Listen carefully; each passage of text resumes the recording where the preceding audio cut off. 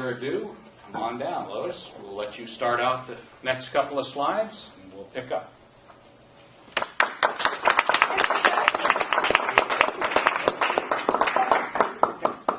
Where is the clicker? This. Does that one work? Effective evaluations.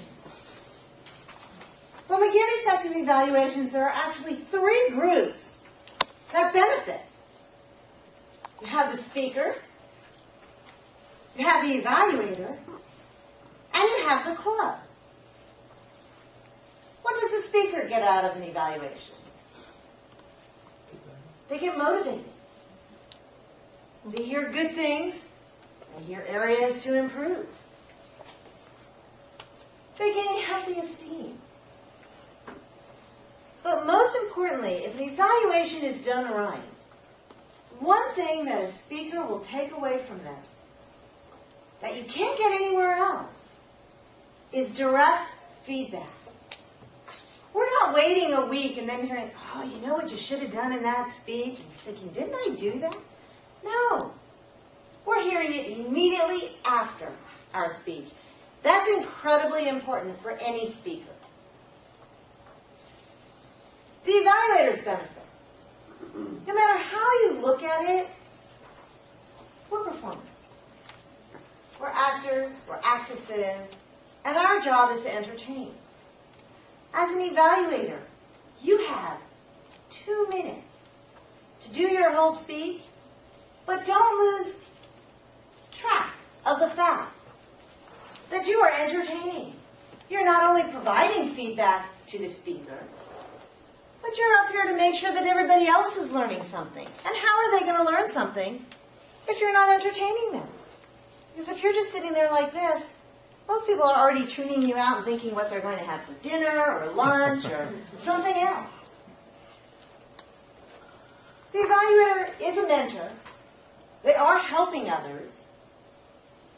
Really important is we are developing our listening skills. And that's not easy.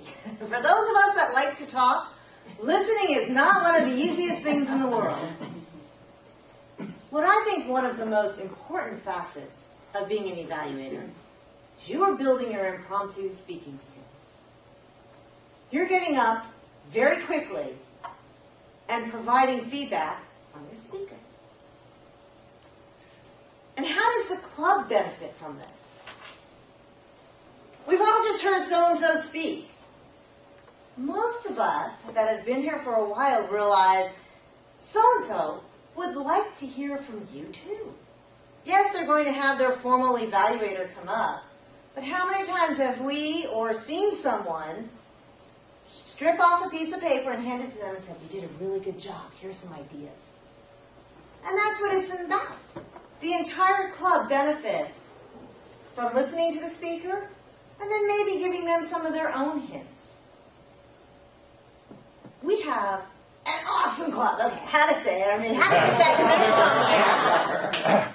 But our group keeps coming back week after week after week, which means we're getting something out of it. Bruce, you've been here for how long? Over 20 years. Okay, there's someone who's coming back week after week. Bruce, how long? 9. Yeah. Week after week after week. They're getting a benefit out of being here. They are our role models. They are our mentors. And I was on a Toastmaster conference call last night. I said, yes, I'm with Club Awesome. And 3 of the people on that call goes, I have been meaning to get up to your club. I have heard so many good things about you.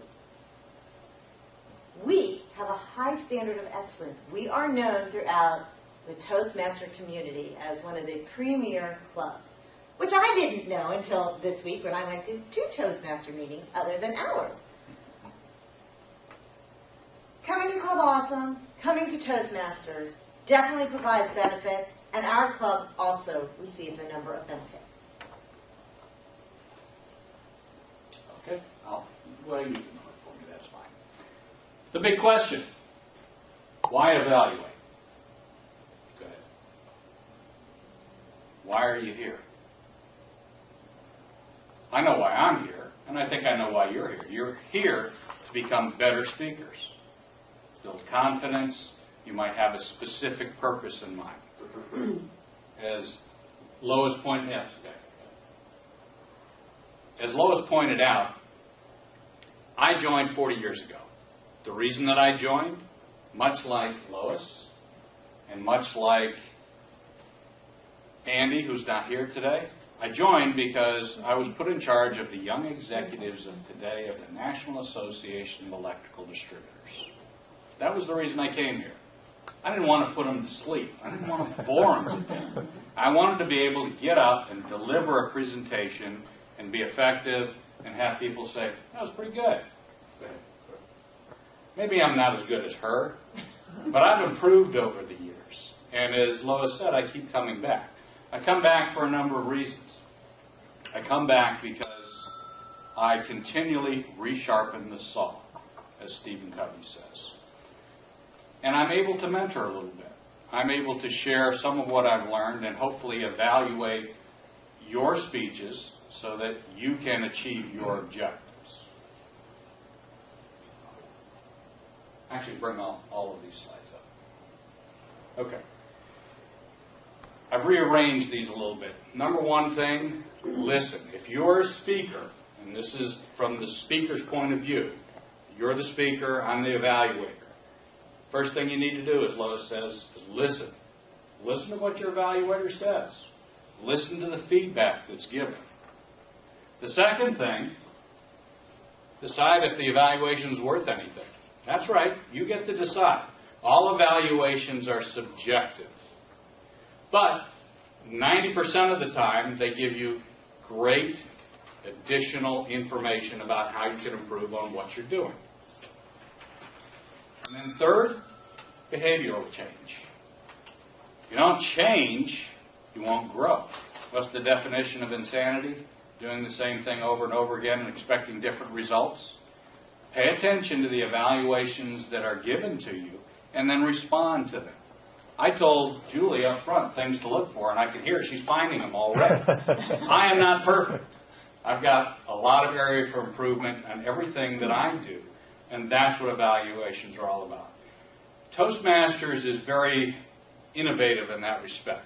When it comes to evaluations, if anybody in this room is in business, probably you've had to give an evaluation to an employee or receive an evaluation. This is a life skill. Why is evaluating so difficult? I've heard many people go, oh, evaluators are open on the sheet. Oh, I don't want to be an evaluator. I'll do grammarian. I look at grammarian and go, ooh, grammarian's open on the sheet. I'll do anything. I'll do evaluating. I don't want to hurt someone's feelings. You know, I get out there and I say something that's negative, and oh man, I'm just going to have to pay for that. Before you go further on hurting somebody's feelings, just one thing I'd like to interject, and please do for me too. Okay. In the military, when it comes to hurting somebody's feelings, or my opinion's not worth something, which bring your next slide up. Sorry. That's really where I was going to comment. So, in the military, if you are in a debriefing session, the officers get together, and they always go from the lowest rank to the highest, strictly because of what Lois has up here. I'm sorry, but I just wanted to make the point that everybody's opinion counts, in addition to you. Okay. All of our opinions do count. I get tongue-tied. I don't know what to say. Well, we all get tongue-tied. Is impromptu speaking any different than that? Here, at least, you have some notes that you can fall back on. So you don't necessarily have to be so tongue-tied. And everyone's opinion does count, because what I'm hearing, what Lorraine's hearing, Juan, Kayla, we're all hearing different things.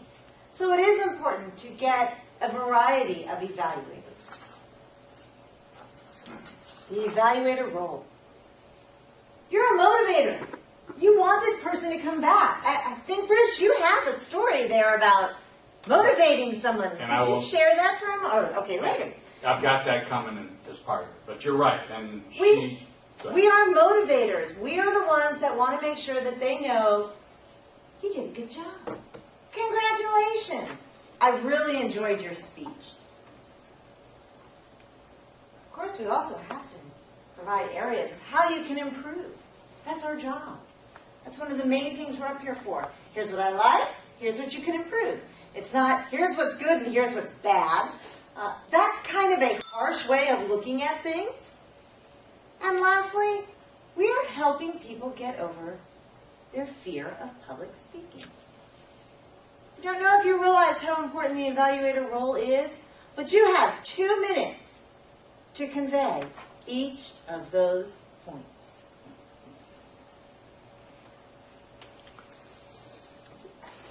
Okay. Go ahead and pull up the first poll. I'm going to share with you 4 points that are part of a list that I'll pass out to you, but not until the end of the day, or the end of the meeting. When you are doing an evaluator, or doing an evaluation, make sure that whoever you're evaluating, say I'm evaluating Michael, and it's speech number 3. I'll always come up to Michael, ask the purpose of the speech, and ask specifically, what is it that you'd like me to look for? And then, are there any particular habits that you want me to pay attention to? I told Julie up front a couple of my bad habits. And then third, review the speech requirements and make sure that everything is appropriate to the speech. What do I mean by that? If you're doing a speech on body language, don't do a speech that describes your body and your movements or what you're trying to achieve. Display it. If you're talking about snow skiing, don't tell them about snow plowing and don't tell them about shushing and all of that. Display it. Assume the position. When you're in a snow plow, use your body to effectively explain what you're doing when it comes to a speech on body language. Don't tell them, well, I'm going to tell you about snow skiing, and the first thing you do is a snow plow, and then you're going to shift your weight and all of those things. Use it as actual demonstration. And do I have another one, or was that it? Okay? Actually, keep going. Bring them all up. Okay. When you give an evaluation, probably the number one thing is focus on how the speech was delivered, not on what's being said.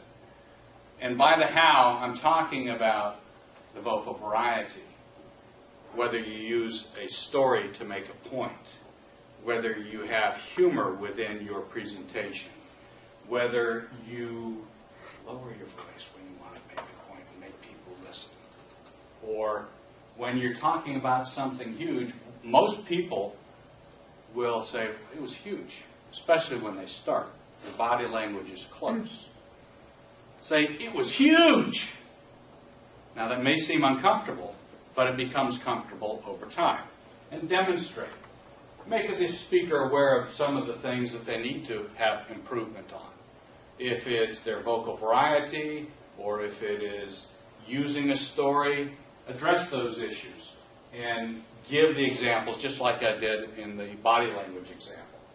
Match the intensity of the evaluation to the skill level of the speaker. This is what you were commenting on earlier. I'll never forget evaluating Eileen. Now, Eileen was a Chinese American, and she did a good presentation on the Chinese New Year. She had pictures, she had explanations, shared cultural things with us. It was a good speech. But she was scared to death. I didn't know if she was going to pass out or, shake herself to death.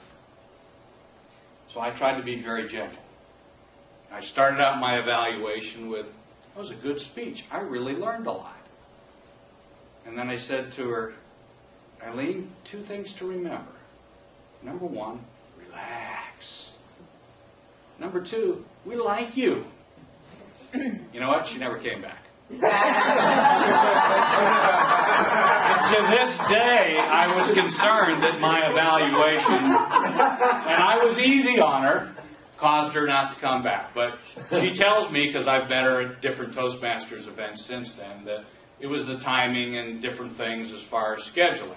She is a member at another club, and I'm sure she's progressing well. But match the intensity of the evaluation to the skill level of the speaker. You're going to be tougher on me than you are somebody who's an icebreaker. And does the speaker meet the objective of the speech? Back to my body language example.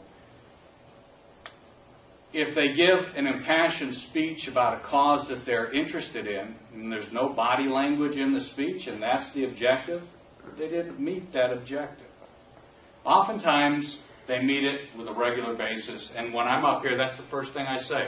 And those of you that have heard me evaluate will hear this when I do evaluate. First thing I'll say is, the purpose of this speech was to organize your speech. And I'll ask the audience, did they do that?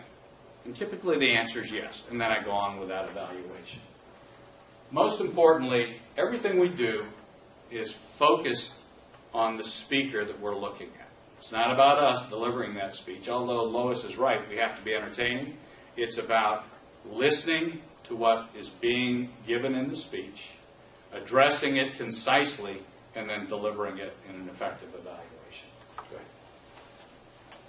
I was flattered when Bruce asked me if I would help him facilitate this particular session. I asked you because you're great. Oh, see, he's good. We met for breakfast. We sat down and we said, okay, what are you looking for in evaluation? What do you look for in evaluation? And it was really the same, but different. Because Bruce has 20 years of Toastmasters and listening to evaluations. And I have 12 months. There is definitely a difference. When you get the checklist, some of those are mine, some of those are Bruce's. But the idea was that Bruce is actually very articulate. He has very specific things that he looks for. I look more as a broad brush. I look at, did I get entertained? And that's very important to me because that helps me on that, did I listen? If I'm not entertained, even though I'm evaluating, it takes more energy to sit there and really focus on you. So if you're talking about, today I made noodle pudding and I had this, I'm already starting to go, I don't cook. So I'm already starting to go, let's see, what do I have to do today? And then I have to force myself to really pay attention because I want to be entertained. We all want to be entertained. We all want to be a better speaker. Whether it's because we want to get paid for our speaking, whether it's because we are giving reports at board meetings, or whether because we just want to improve ourselves. But in order to do that, you have to keep people on the hook, and they have to want to listen to what you're saying. God bless you. If I say this, it was so great, and I was so happy that we went there. The body doesn't match the words. If I say, it was so great, and I'm so happy we went there, it matches. Let's try this one other way. If I do it like this, or I do it like this, that's kind of creepy. You know, it doesn't match. Has to match. That is key. And I see a number of people who get up here and give phenomenal speeches, but yet they roll their shoulders, so you don't see the confidence, or they roll their stomach. I'm not sure about the stomach rolling, but a lot of us do that. I think it's kind of going into the fetal position while you're standing up. Many of you know this is my hot spot. You're allowed to stand still. When I went to the third level of the evaluation speeches, I was all over the stage. I was up, I was down. Number 1 and number 2 evaluators did not move from their spot the entire time. I looked at them going, oh my gosh, aren't they going to move? They still won. You don't have to do the foxtrot. We notice, even though you want to do it smooth, we still see you're just going in a box. We all know that. And they're wrong. You don't need to do that one either. We have to be interested in what you're saying. It can be the most boring thing in the world, but you have to find that hook that's going to make us interesting. I remember one of my first speeches. Juan came in and taught us about CAD programming. And he gave a fabulous example. And none of us knew where it was going, but it was so well done that we all stayed on the hook for, I think it was a 10-minute, 15-minute speech. But it was well done. He found the hook to keep us interested. I looked for an entertainment factor. And did you dress the part? If you're talking about the fiscal cliff, and you come in jeans, and you're standing like this, you are not an authority figure to me. I'm not looking at you as an authority figure. But if you come in a suit and a tie, and you stand up here straight, and December 31st is going to be our fiscal cliff, I'm listening. Because you're matching. We are performers. No matter what you say, we are performing. Whether we are getting paid for it, whether we are doing this at a board meeting, whether we're doing it for our friends. We are performers. And that's one of the reasons we're here. You must make eye contact. It doesn't mean that you have to make eye contact with your evaluator, but the evaluator has to see that you're making eye contact. How does it sound if I say something like, it was very nice and I was very happy and everything was joyful? It's kind of weird, again, creepy. But if we say, it was very nice, it was very fun, and it was really joyful, has a stronger impact. And as an evaluator, you don't need to make that eye contact with us, but we need to see that you're making it with someone. And it's not just the front row. A lot of us feel, oh, as long as I just look at the front row people, I'm safe. No, you have a whole audience back there. And most importantly to me, as a performer, I want to hear that passion. I don't want to hear the monotone. I was very happy. Life was really good. Thank you very much. Make it entertaining. Bruce and I also went over, how do we do this evaluation? How do you physically do it? Well, the first time I had to do an evaluation, I pulled the only piece of paper that I had out of my backpack. And it was interesting because my paper had white on the top and pink on the bottom. So I thought, what a perfect split of the page. I wrote all the really good areas up top and the areas that you can improve down below. Write down all of your thoughts. And Bruce, I think you actually split it in half this way, so to the right is the good stuff and to the left is the area to improve. Interesting enough, sometimes the same area of evaluation will be on the top and the bottom. I was very entertained one day. I had an evaluator that came up and actually said to the person, I loved your hand motion. You sat there going like this, and I thought it was well done. I thought to myself, interesting, because I would have dinged them on the hand motion, because when they weren't doing that, the whole time they were doing this. They never put their hands at the side. The exact same thing, hand motion, can be positive and it can be negative, or area to improve. Don't be afraid to list both. It's okay.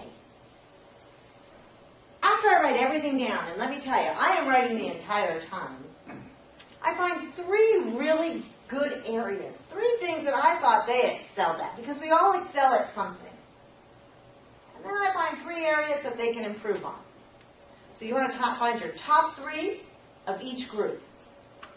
And all you have to do as an evaluator is memorize 6 items before the general evaluator calls you. 6. You don't need to stand at the podium. Again, this is your chance for impromptu speaking. When you do table topics, are you behind the podium? No. You're out here. You're moving. You're not doing the foxtrot, hopefully. But you're moving. And that's the same thing as an evaluator. Stand away from the podium. You only have 6 items to memorize. You can do it. Okay. Everything she said is what I do as well. What I don't do is memorize. You give me 6 things and it's deer in the headlights.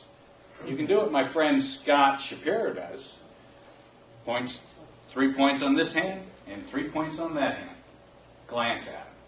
Any number of ways to do that. But Time to evaluate. When you think about evaluations, think about the time involved between when you hear the speaker and when you have to evaluate. I'll give you a quick analogy. Who here loves table topics? Anybody? You love them? Okay, there's a few. Most people think table topics is the worst thing in the world to do. And I would describe it as, imagine having a Band-Aid on your arm. Yeah, ripping it off right off. Okay. It's painful, but just for a minute. Evaluations, on the other hand, put that Band-Aid back on and pull it off one hair at a time. The reason I say that is you've got somebody that you're listening to that's delivering a 5 to 7 minute speech. And then you've got 14 minutes in between, plus another 2 to 5 minutes for your general evaluator to come up with introducing you. And then it's showtime.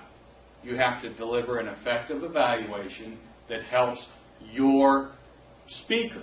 And you do that in 2 to 3 minutes. Or I'm going to pick on you. You did an evaluation, your first one just recently. And you were worried that you wouldn't have enough to say. And that 2 to 3 minutes went real fast, didn't it? That's why everything that we talked about, having 3 points, as Lois says, 3 good, 3 areas of improvement, and wrapping it up. Remember, evaluation and mentoring, it's not just 2 to 3 minutes. You can deliver the other points that you recognize after the meeting. You don't have to do it all in that 2-minute time, but you want to be effective in that evaluation. Put all of them up just so I can see them.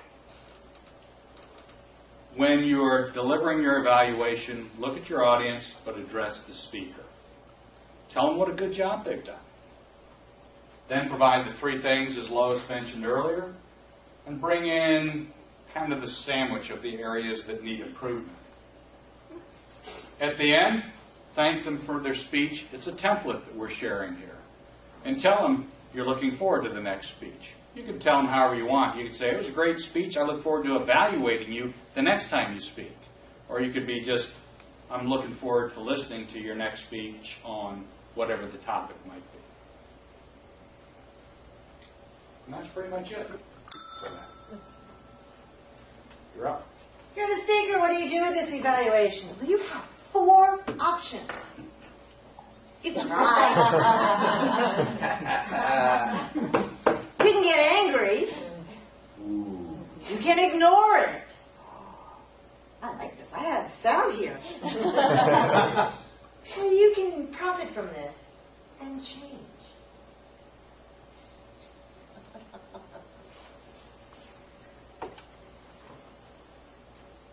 Have you had a good time? Yes. Have you learned anything? Yes. I can tell you it wasn't a perfect delivery. There's always 3 speeches, the one you prepared, the one you give, and the one that you guys heard. So I'm not sure where this is in all that, but I think we had a good time. And now we're going to take a break, give you 5 minutes, and then you get to evaluate me on my slideshow of my 40th anniversary trip to Italy. So we'll have a little bit more fun. You can take some time to evaluate me in that after the fact, and then we'll have some questions and answers.